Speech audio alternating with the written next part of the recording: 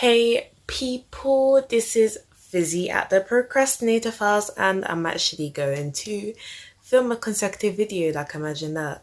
So this is gonna be the first review on this channel, and I actually promised this one, so I'm super excited to actually be fulfilling it for you guys, because you know a hoe likes to lie when she says she's gonna upload certain videos, but this is the review for the novel Dear Martin by Nick Stone.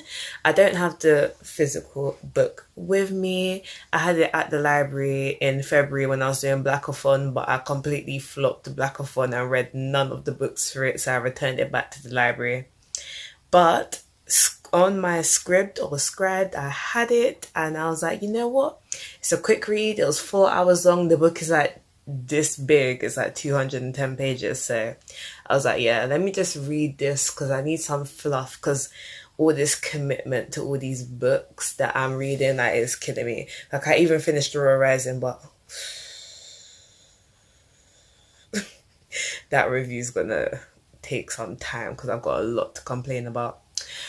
But today, as I said, we're reviewing Dear Martin, which is a young POC orientated book about a young black man in America. So I've got some notes on my laptop, as you can hear, and let me start talking about it. 1 minute and 36 minutes, whatever. Anyway, so the summary, Dear Martin is a 2017 debut YA novel by Nick Stone, an African-American woman from Atlanta, Georgia, and a mother of 2 kids. She is so gorgeous, it's unbelievable. And the story follows Justyce with a Y, not an I, McAllister, a young black senior in a private college, or high school, it's college in the UK, but a private high school, who is one of the few black students at his school and grew up in the hood.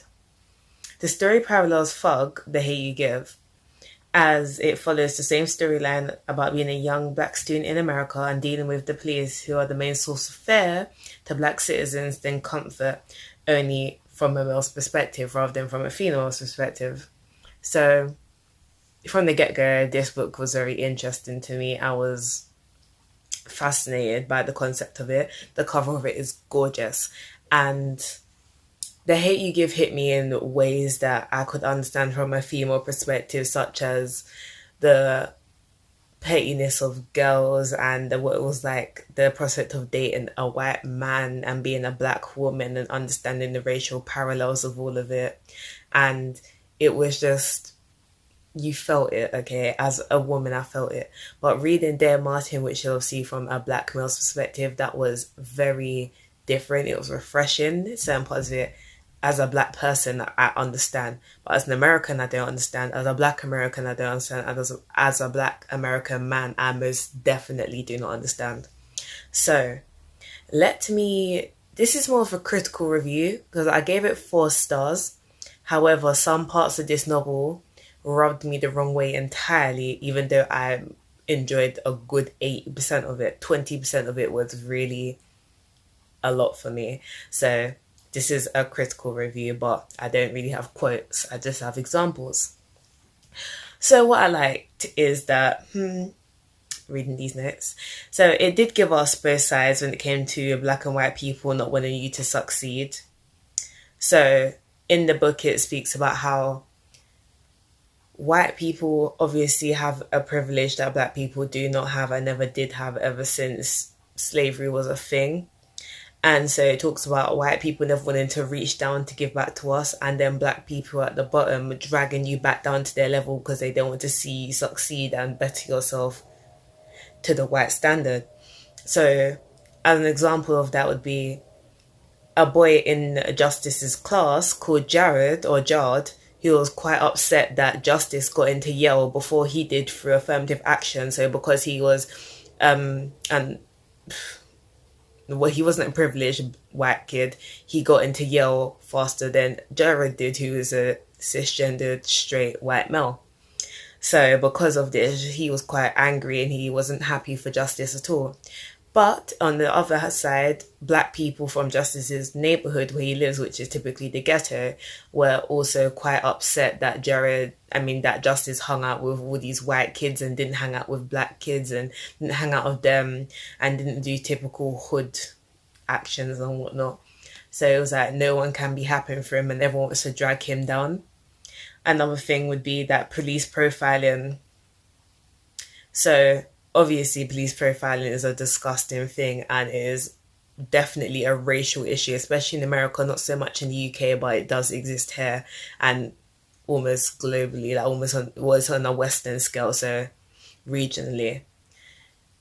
Though it also talks about how, yeah, they have stereotypes of us, but there are still black people that do perpetuate those stereotypes. So they'll be up to no good wearing the typical style like, of clothing and acting a certain way and behaving with certain mannerisms that are typically expected of thugs, as police would call them, and then go and commit the stereotypical crimes such as selling drugs or assault, vandalism, battery, gang violence, black on black crimes. So the book, I think in a very smart way, does talk about how, yeah, these stereotypes exist, but it wasn't like they was made up out of nowhere.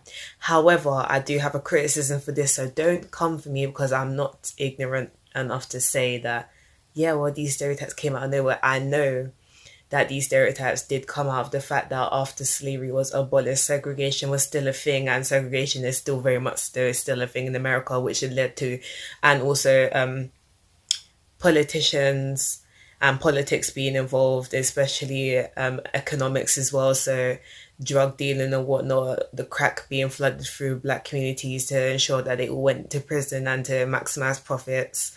And was it not there being a lack of opportunities or funding in these areas and too much policing and the negative stereotypes and how that psychologically affects black people and leads to higher rates of crime. Yes, I understand these things do exist, but the book does highlight the fact that even though these things do exist, some people still know that this is a thing and still decide to fall into the trap when they could try a different route. I know it's not that simple, but it's a thing to think about. And the book thinks about it. Not very well, but it points it out.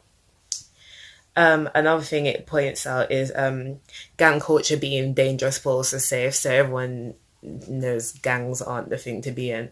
However, it does talk about for a young black male, being in a gang can provide a lot more security for you as other black males know what you're going through and can provide support and respect that isn't given to you by society, your family, your school, or just the world in general. So it talks about the seductive nature of a gang, but also explains exactly how they get you, and it's kind of like a cult mentality. So they prey on your weakness and tell you their strength in numbers and then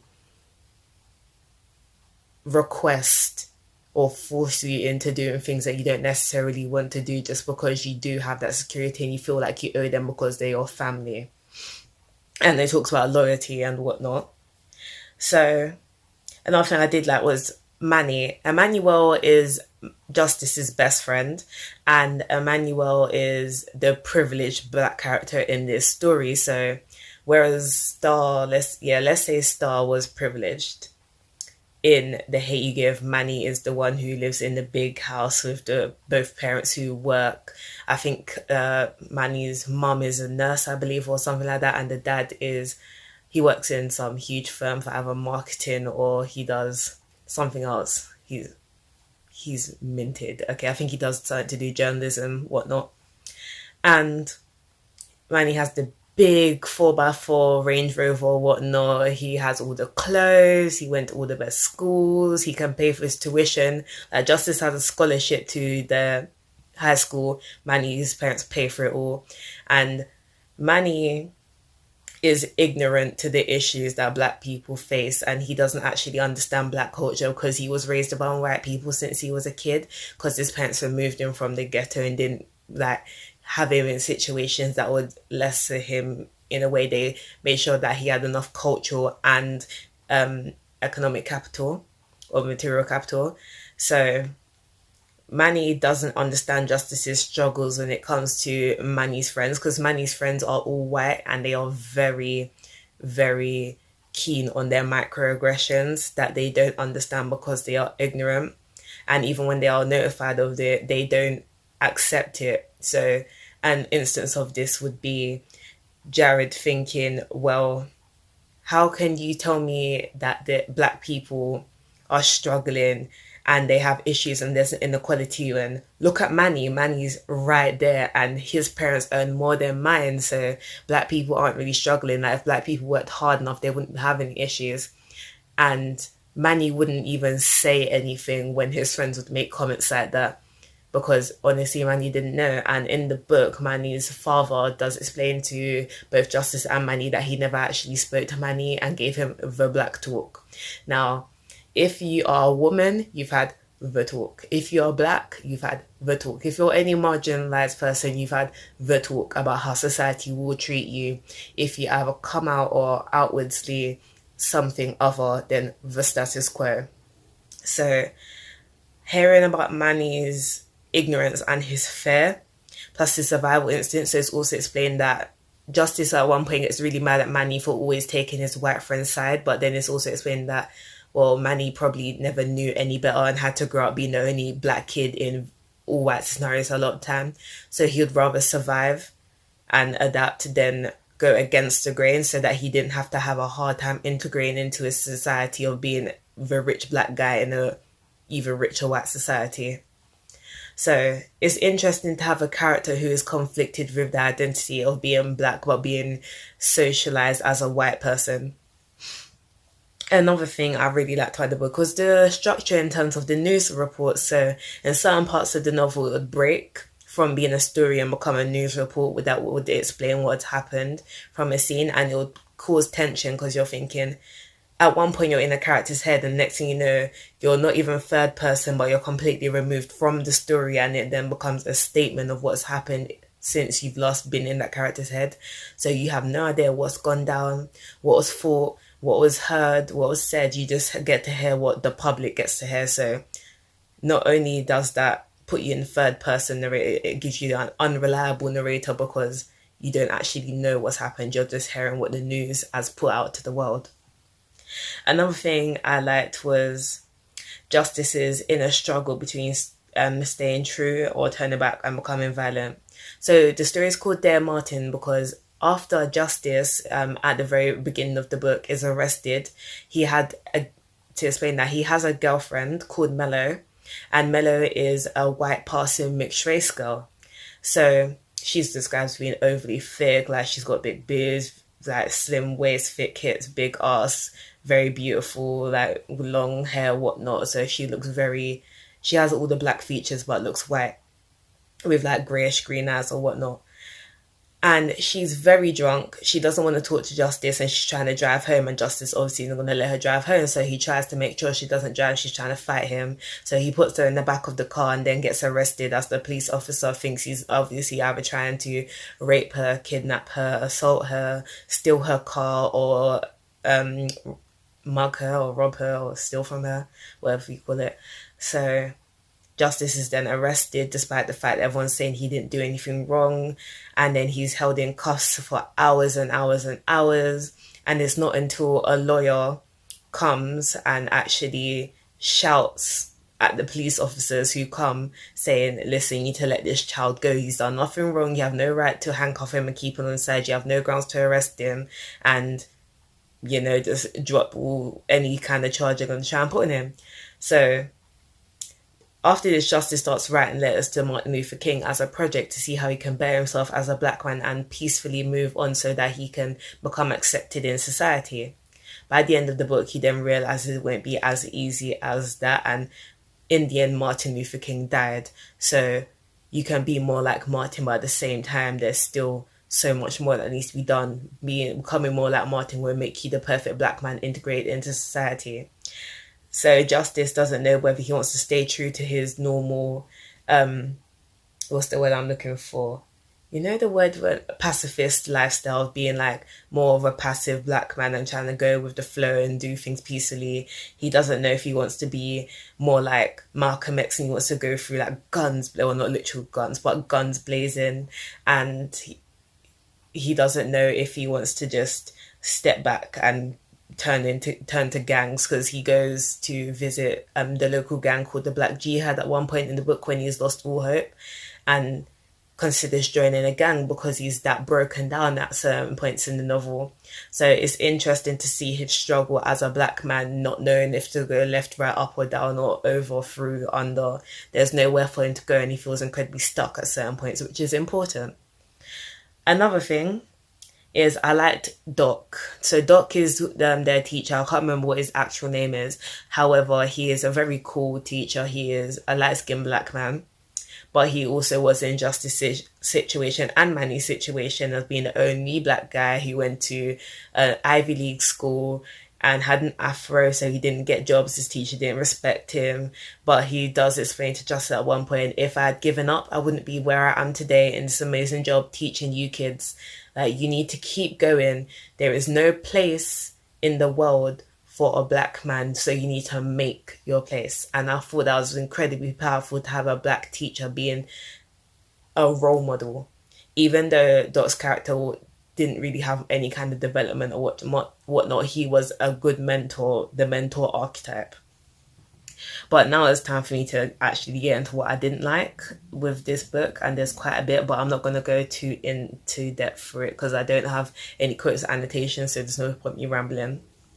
So one part I did not like was flipping between the third person script letter, and the reason why is also I listened on the audiobook, so going between third person to then a script would be like Justyce, Manny, Jared, SJ, Justyce, SJ, and then blank, like it would be like everyone, pause, Justyce, blink. Like, it was just weird, but then it'll be in third person narrative, and then it'll be a letter format to Martin, but during his letter to Martin he'll have breaks where there'll be whole dialogue and scenes within the letter but go back to the letter. And then in an audiobook that was confusing, but I could imagine as a reader, and some people have told me this as well, as a reader it's very hard to keep up with all that and it's quite jarring.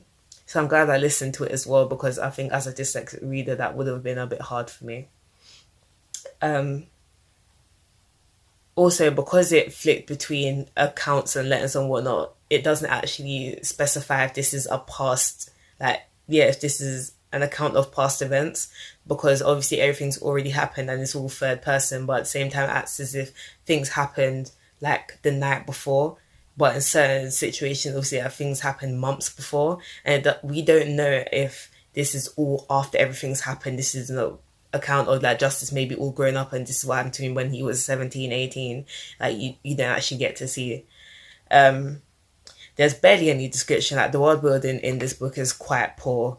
I don't really know what many characters look like. I don't actually know what Justyce looks like. I know what Manny looks like. I know what Doc looks like. I know what SJ or Sarah J looks like, and I know what Mello looks like. That's about it. But everyone else don't know what their houses look like, don't know what the school looks like, don't know what their classrooms look like, I don't know what the jewelry look like, the court room looks like. None of it. Not at all.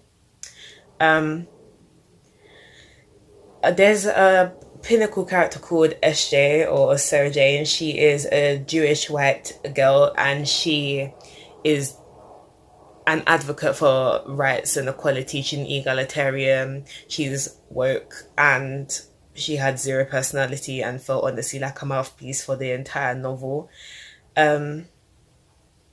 She is literally a manic pixie dream girl in a lot of the ways where she exists to kind of better Justyce and doesn't exist for her own reasons. Like, I don't really hear her campaigning for her own rights or women's rights, but she's forever campaigning about black rights. It's just very convenient considering this is like a black novel. So, I don't know. I wasn't really a fan of her character. She jarred me quite a bit, but I'll get into that.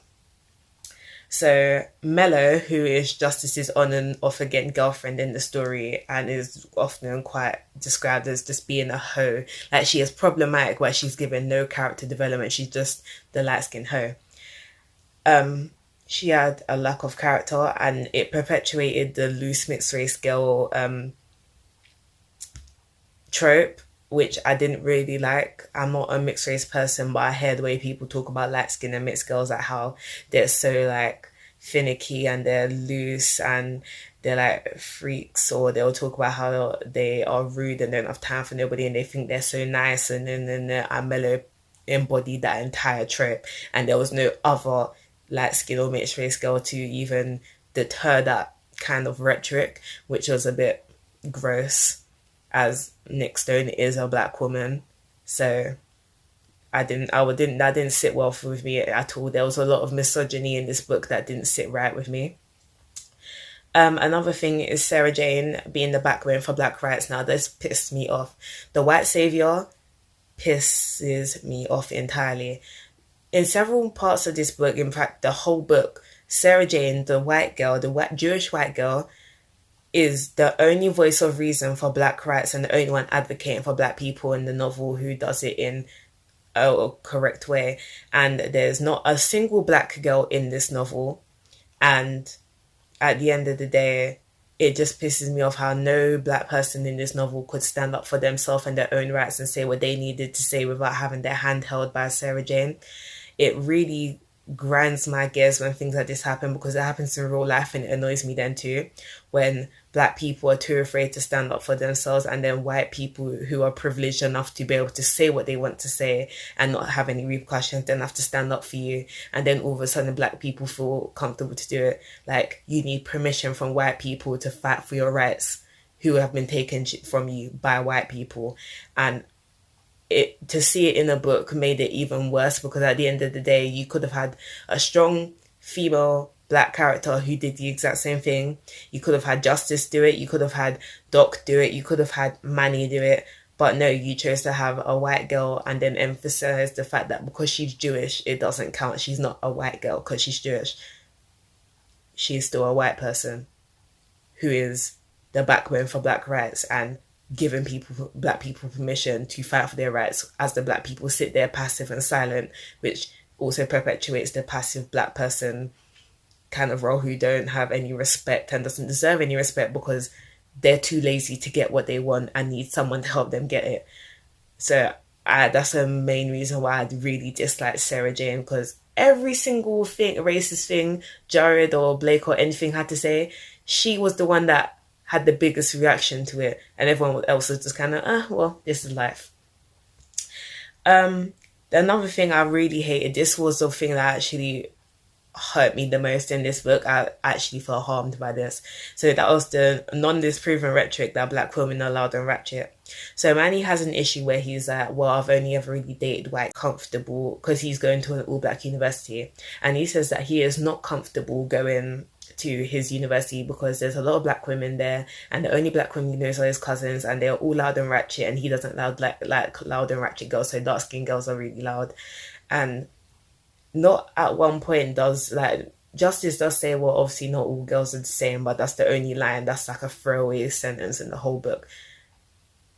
So it's like, wow, are you really, Nick Stone, as a black woman, seriously putting this in your novel and then not having a single part of this book that then takes away from this notion that black girls are loud and ratchet and something to be feared, or they're like, wow, like really wild, something to be tamed, exotic? Like, that's all the things that go into that notion. They don't need to be said because it is inferred when you make that statement, and then don't even have a character to offset that. Instead you have the white character to be the mirror to that. And it was just a lot for me, because fair enough, I'm reading a book about young black men, and obviously yes, a lot of young black men do think that, but as a story, and as if your story that's trying to prove a point, prove your points. Don't prove one point and then add a whole load of fiction issues in it and don't try to fix them issues, because people are going to start taking this book as a law because it's making a point about our rights as black people and black men's rights. And then you're going to then throw into that, oh yeah, but the black girls are loud and ratchet and we're not going to talk about it anymore, like it's a thing. But no girls are the same, but it's a real thing that people feel. You can't do that. You can't do that. Another thing I did not like about this book was Justyce's mum made it to sound like a bigot. So Justyce's mum has always said to Justyce, don't bring home no white girl. Now that is something almost every black person has probably heard in their whole lifetime, probably So I've even heard white people be like my white friends be told by their parents, don't bring home no white person, they're fully white. Mixed race people go through that all the time and whatnot. Now, Justyce now ends up dating Sarah Jane and dumps Mello for her. Fair enough, Mello was a bad girlfriend in the first place, but we won't. Yeah. Now, Justyce's mum doesn't accept the fact that Justyce dates Sarah Jane, and the way Justyce breaks it to his mum is quite disrespectful as well, because he doesn't even bother telling her. He's just like, oh well, yeah, like he's talking to the police at one point. He's like, oh yeah, well, I'm gonna talk to my girlfriend over there, and then points to the white girl, Sarah Jane. Now, Justyce's mum isn't having it. She doesn't want to hear it. Like, she's just disappointed. And obviously, we're not racist over here. Like, obviously, you can't just be like that. People are free to love who they want to love. But the fact that it's never explained why she feels that way really annoys me, because it pegs Justyce's mum to be either just a character we don't need to listen to because she's rude and deserves no rights, or because she's a racist, which doesn't make sense. So the reason why a lot of black people say don't bring home no white girl is because it comes from the notion from slavery that a black man needs to bring home a white woman so that he can have masses like prize, so that he is as high as his master to be deserving of a white woman. It also comes from the fact that black women were made to be so low during slavery that when they had their voices, they spoke loudly for the first time, because not only were they black, they were also women. So they had to fight for their rights as a black person, their rights as a woman. And so when they got them, they wanted to be loud, they wanted to be heard, because we are queens and we are powerful. So the notion came that we are black, we are too loud, we're too ratchet, we're too wild, we're too aggressive. We have a right to be loud because our voices were never heard, were never important. We have a right to be aggressive because at the end of the day, we have been abused by not only our own type of men, but white men, Asian men, men all around, okay? Wild, we are allowed to be wild because we were made to feel docile so low, to be raped and bred, okay? And I think it doesn't matter, but black men don't like, it's a thing that we constantly see black women supporting black men and black men deciding we aren't worthy, and white men want us as a prize because we are exotic like a tiger, like a lion. And that's the reason why black mothers will say to their son, don't bring home no white woman, because at the end of the day, you were bred from generation after generation after generation of strong black women, only to say that we are no longer desirable because we aren't as docile, which is honestly an insult for every other race of women as well, because you're saying that they are docile and they aren't have no personality and they're passive and sit there like little China dolls. Another reason why black parents will say to their black daughters, don't bring home no white man, is because it comes from the generations of rape and abuse and use of our bodies as for not only sciences to do reproduction, but also as breeding machines of the next generation of slave. So it was often that we was taken to be like an exotic thing to be put on a shelf or a prospect or something to be looked at, rather than a person to be heard. And it comes from us being taken from our husbands as a way to take away another part of a black man's identity and his pride and his family structure and his culture and his love and humanity, because you can't even have someone to love you. The same masters would take us from them as well. So that's a reason why a lot of black people say to their children, don't date white people. Obviously, these things, it's a very real hurt. It's a scar that can't be healed. But at the same time, I'm not advocating that, we shouldn't just like, we should only date black people. At the same time, when people say that, I understand there's a valid reason behind it, which I can understand fully. I mean, I fully agree with it, but I completely understand why it's there. Like, it's still a thing. It is still a thing that people still think of and say, believe it or not. So I'm completely 100% on Justyce's mum's side. Don't bring home no white girl. And it's not even a racist kind of thing. It is just a historical kind of thing, okay?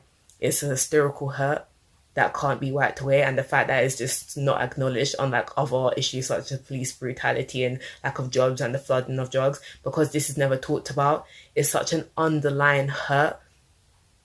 It's just something you need to take care of and take time with, rather than thinking, oh yeah, Justyce's mum is racist and a bigot and I can't believe she's not into interracial dating. It's not about interracial dating. It's about the dark undertones and what's inferred and what the intention is behind it and the story behind it.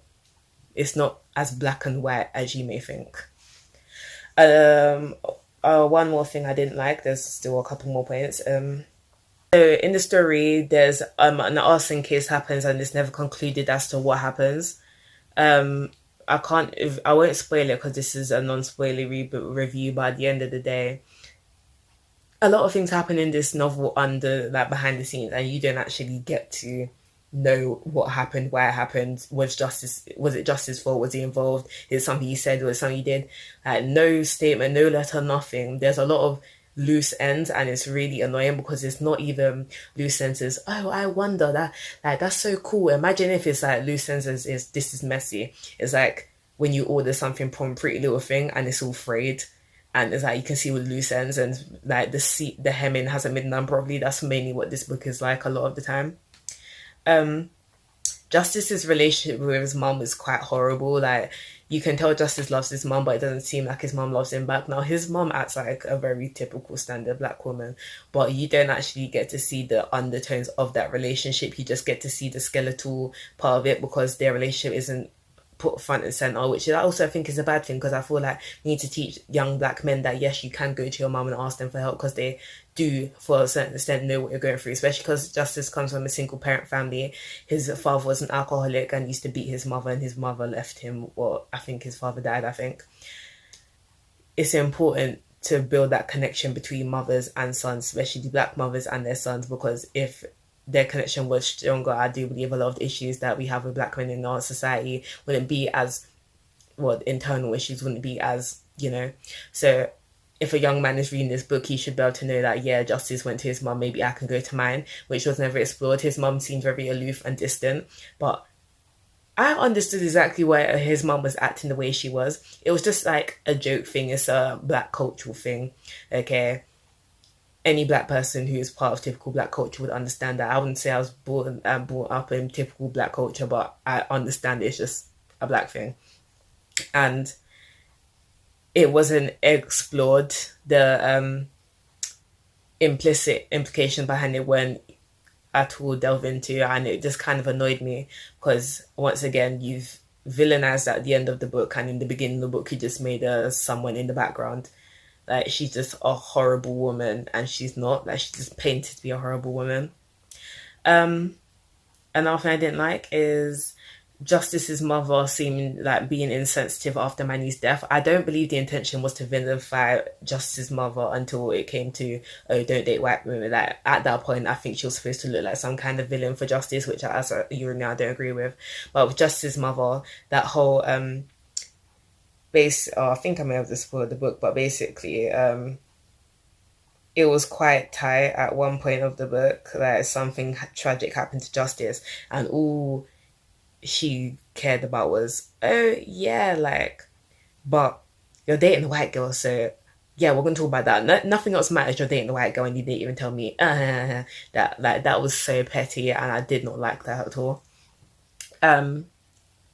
So Manny and Justyce, not talking about Blake, basically, after the conversation they had about black people not being as privileged as white people, and Jared getting upset, Jared and Manny, who have a friendship group of about 4 or 5, so Manny's the only black person, and then Justyce sometimes tags along.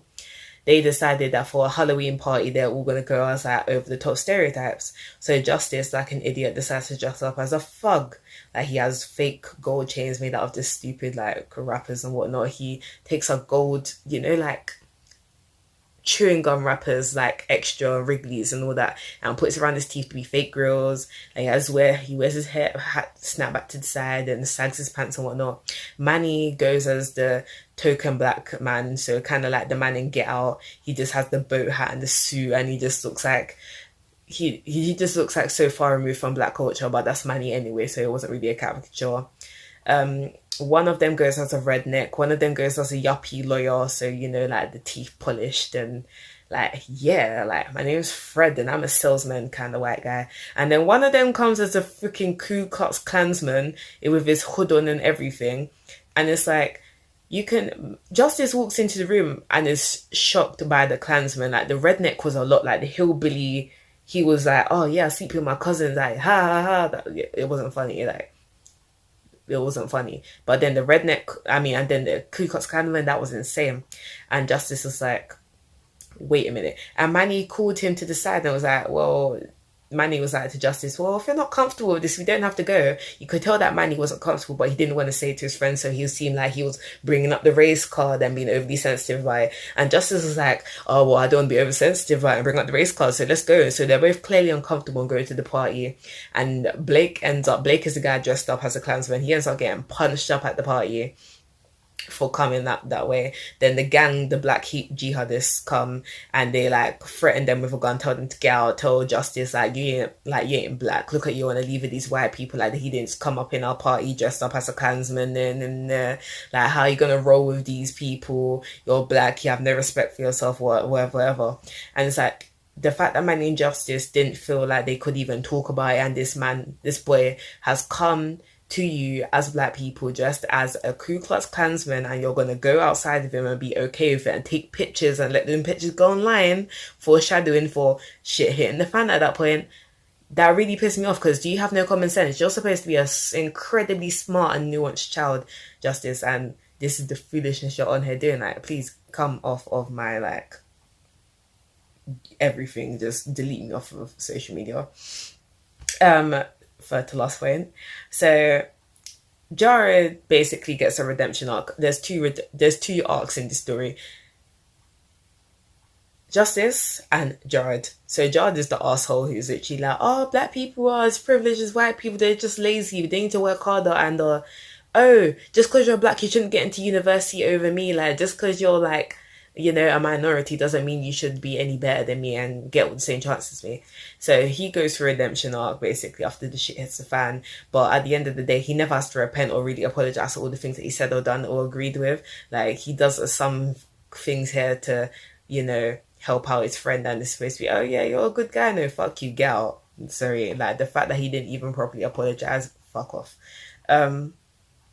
Black guilt, the debate issue, black people needing permission. Okay, so I already spoke about black guilt and basically black people feeling, oh yeah, so basically Justyce is captain of the debate team and his deputy is Sarah Jane, and they had to think of a topic for their final so they could win like the national championships or some big championship like that. And he didn't know what he wanted to do, and he was like to Sarah Jane was like, oh yeah, why don't we do the super beast like thing, like how it was predicted that black men were going to be like the biggest crime perpetrators in like all of America, and how it wasn't true. And Justice was like, oh, but I don't want to feel like I'm playing the race card up there, and then maybe we shouldn't do it. And she finally convinces him like, yeah, it's a good idea, the judges will love it, they end up winning. I'm like, you fucking idiot, why do you need a white girl's permission for you to go up and talk about your own rights and struggles to national television? And it's like, are you dumb? Like, it really pissed me off, because I'm just thinking, so you don't even have the backbone to even talk about basic statistics. It's not even like you're spreading your opinion on how black people are treated. There are numbers published by black and white people, statistics, real figures, examples, case studies. You could even conduct the study yourself and find all the numerical data that you need, or quantifiable and qualifiable data. And I'm like, so once again, the white girl has to save your ass and get your message across. Now, why do you have no agency? So the last thing that really annoyed me is that many issues are glossed over or ill-explained. So like I said, the misogyny, the black guilt, and all other things are just really just like, whoo, like, what's it, don't date white people. All of these things are just like mixed race girls being loose, gang culture, being black and privileged, but racism, bang, police brutality, bang. Okay, if you wanted to focus on those things, fair enough, but don't throw in all the other things. Make a basic story and keep it there. Don't try and make your story 3D, because at the end of the day, we don't want no 3D hollow structure that's literally just, you know, if it's a cube, we don't want 1, 2, 3, 4, 5, 6 hollow walls. and just like nothing in the middle. We don't want vapid content. We actually want, something juicy. This book easily could have been 400 pages and more enjoyable than it being short and forgettable, because this book made me highly emotional. I was so sad. I loved so much of it, but at the same time it really annoyed me and pissed me off, simply for the fact that, what are you doing, my friend? Like, why? But yeah, overall I gave this book 4 stars. It truthfully deserves about 3 for its problematic content, about 2.5, but at the same time its message was important. It did explain a lot of things that were accurate, I believe. As a black person, I can't truthfully speak for a black man, but I do believe from my friends that I know of and with stories that I've heard, this is a truly accurate story in a lot of ways, and I feel like it's an important story. So even though I wasn't blown away from it, and it wasn't without flaw, it still was a very important story that was written in a way that was still enjoyable and digestible and understandable. You could see the point it was trying to make, which is always good. So I said I gave this 4 stars simply for the way it made me feel. I don't rate based on technicalities. And thank you for listening. This is Fizzy at the Procrastinator Files. And quick side note, I can do a mini book haul at this point, so I'm going to take this off the tripod, close it up, turn it into my selfie stick, and show you some of the books I bought. So this is called Sex Criminals, and it is by Matt Fraction and Chip Zdarsky. So this is literally about a girl that when she orgasms, she stops time, and a guy has a similar power. So they decide to rob banks together, but not as criminals, as vigilantes, in fact. So it's really cool. Like, obviously it's explicit, it's not for kids, 18 plus book, but I really do love the fact that it's like superpowers based around sex, because, a whole loves sexuality and whatnot. Next I got The Song of Achilles by Madeline Miller. I got the Modern Classics cover because honestly the other cover is ugly as fuck, and I'm super excited to read this book because this is the first one that everyone loves. Like, I already listened to Cersei on audiobook and I bloody didn't enjoy it. Like, descriptions, world building, story-wise, wonderful. Feminist iconic book, hell to the fuck no. That book couldn't be further from a feminist book, like, no. But I'm so down to read Song of Achilles because it sounds like it's more my type of novel anyway. So, oh yeah, I'll be filming a review on Cersei on why it is not a feminist book. Waterstones. And then the last book I got was, well, you saw this in my last haul, but this is the signed copy from Foils of Black Leopard Red Wolf by Marlon James. And it has the gold, is it like a decent, yeah, it has the gold sprayed edges and the purple ribbon bookmark. And if you give me a sec, I'll show you where it's been signed. So you open this page and it's got the pre-colorings. My other edition actually has details all on the cover, but this one, because it's a different edition, doesn't have any pretty print on the cover. So each of them are unique for different ways.